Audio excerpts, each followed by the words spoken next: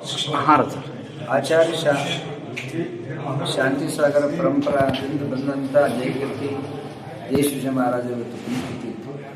ಆಚಾರ್ಯ ದೇಶವಿಷಯ ಮಹಾರಾಜರು ದೇಶದ ಕೊನೆಯಲ್ಲಿ ಹೋಗಿ ಜೈನ ಧರ್ಮದವನ್ನು ಧ್ವಜವನ್ನು ಹಾರಿಸಿ ಜೈನ ಜಾಗೃತಿಯನ್ನು ತಂದ ಜೈನ ಧರ್ಮಾವಲಂಬಿಯಿಂದ ಅನೇಕ ದಾನವನ್ನು ಪಡ್ಕೊಂಡು ಇದೊಂದು ಶಾಂತಿಗಿರಿ ಕೊಟ್ಟು ಇದೊಂದು ನಂದನವನ್ನು ಮಾಡಿದ್ದಾರೆ.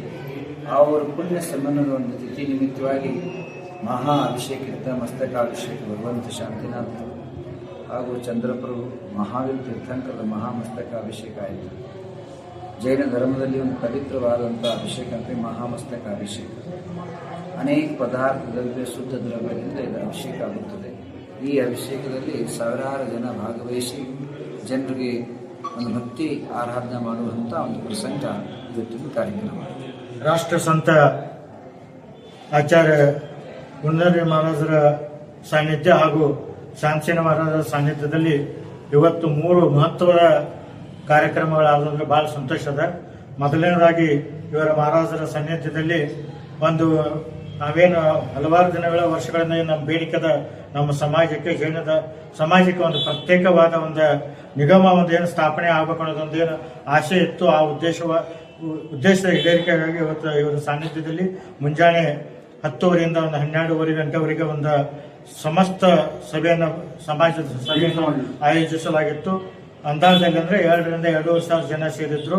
ಎಲ್ಲರದೊಂದು ಒಕ್ಕೂಲದ ಬೇಡಿಕೆದ ಆದಷ್ಟು ಬೇಗ ಸರ್ಕಾರ ಆ ನಿಗಮವನ್ನು ಮಾಡಬೇಕು. ಆ ರೀತಿಯಲ್ಲಿ ನಾವೆಲ್ಲರೂ ಗುಣದಂಡನೆ ಮಹಾರಾಜರ ಒಂದು ನೇತೃತ್ವದಲ್ಲಿ ಅವರ ಮಾರ್ಗದರ್ಶನದಲ್ಲಿ ಒಂದು ರೂಪರೇಷೆಯನ್ನು ಮಾಡಿ ಆ ರೀತಿ ಒಂದು ಕ್ರಮ ತಗೋಬೇಕಂತ ಒಂದು ನಿರ್ಣಯ ಆಗಿದೆ. ತದನಂತರ ಈಗಾಗಲೇ ನಮ್ಮ ಚೇರ್ಮನ್ ಹೇಳಿದ ಹಾಗೆ ಮಧ್ಯಾಹ್ನ 3 ಗಂಟೆಗೆ ದೇಶಭೂಷಣ ಮಹಾರಾಜರು ಹಾಗೂ ವರದಸಾಗರ ಮುನಿ ಮಹಾರಾಜರ ಒಂದು ಪುಣ್ಯತಿಥಿ ನಿಮಿತ್ತ ವಿನಯಾಂಜಲಿ ಸೇವೆ ಆಯಿತು.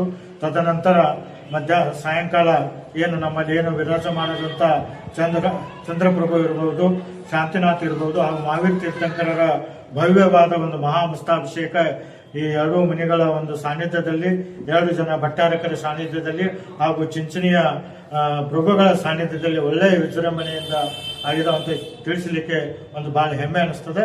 ಎಷ್ಟೇ ಇಲ್ಲ ನಮ್ಮ ಸಮಾಜ ಒಂದೇ ಈಗಾಗಲೇ ಮಹಾರಾಜರು ಹೇಳಿದಂಗೆ ನಮ್ಮದೊಂದು ಬೇಡಿಕೆ ಇದೆ.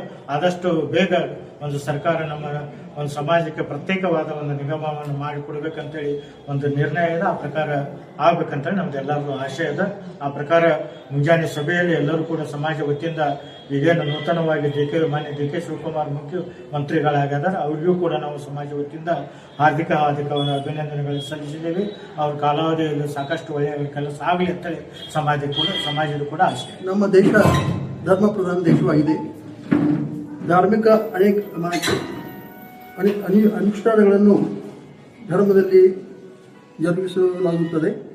ಈ ಎಲ್ಲ ಅನುಷ್ಠಾನಗಳಿಗೆ ಒಂದು ಸೈಂಟಿಫಿಕ್ ಅದರದ್ದು ಬೇಸ್ ಅದ. ದೇಶಭೂಷಣ್ ಮಹಾರಾಜರು ದಿಗಂಬರ್ ಜೈನ್ ಸಾಧುಗಳಲ್ಲಿ ಬಹಳ ಕೀರ್ತಿ ಪಡೆದ ಸಾಧುಗಳು. ದಕ್ಷಿಣ ಮತ್ತು ಉತ್ತರ ಹಿಂದೂಸ್ತಾನವನ್ನು ಅವರು ಒಂದಕ್ಕೆ ತಂದರು. ಅವರ ಮಿತ್ರರಿದ್ದರು, ಅವರ ಭಕ್ತರಿದ್ದರು. ಅವರು ಜೈನ್ ಇರಲಿಲ್ಲ. ಜೈನ, ಮುಸಲ್ಮಾನ, ಹರಿಜನ, ಅಂಬಾರ ಈ ಎಲ್ಲ ಜಾತಿಯವರಿದ್ದರು.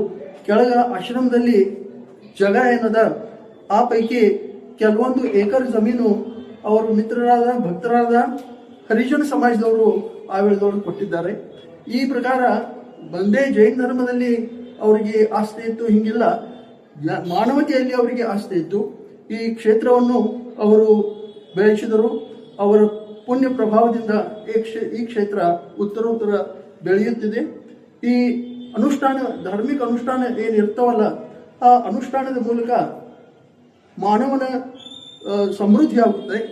ಮಾನವನಿಗೆ ಒಂದು ನೈತಿಕ ಬಲ ಸಿಗುತ್ತದೆ. ಆದ್ದರಿಂದ ಈ ಅನುಷ್ಠಾನ ನಮ್ಮ ಜೀವನದಲ್ಲಿ ಬಹಳ ಮಹತ್ವದ್ದು ಇರುತ್ತವೆ. ಇವತ್ತು ಬೆಳಗ್ಗೆ ಮೆರವಣಿಗಾತು, ಧ್ವಜಾರೋಹಣ, ಆಮೇಲೆ ಆಚಾರ್ಯರ ಮೆರವಣಿಗಾತು. ಅದರ ನಂತರ ಅಲ್ಲಿ ಆಚಾರ್ಯರ ಸಮಾಧಿ ಏನಿದ್ದವ ಅಲ್ಲಿ ಪೂಜೆ ಆಯಿತು. ಕೆಳಗ ಮ್ಯಾಲ ಸಹಿತ ಒಂದು ಸಮಾಧಿ ಅದ, ಅಲ್ಲಿಯೂ ಪೂಜೆ ಆಯಿತು. ಆಮೇಲೆ ಮತ್ತೆ ಇಲ್ಲೇ ಧ್ವಜಾರೋಹಣ ಆಯಿತು, ಒಂದು ವಿಧಾನ ಆಯಿತು ಇಲ್ಲೇ.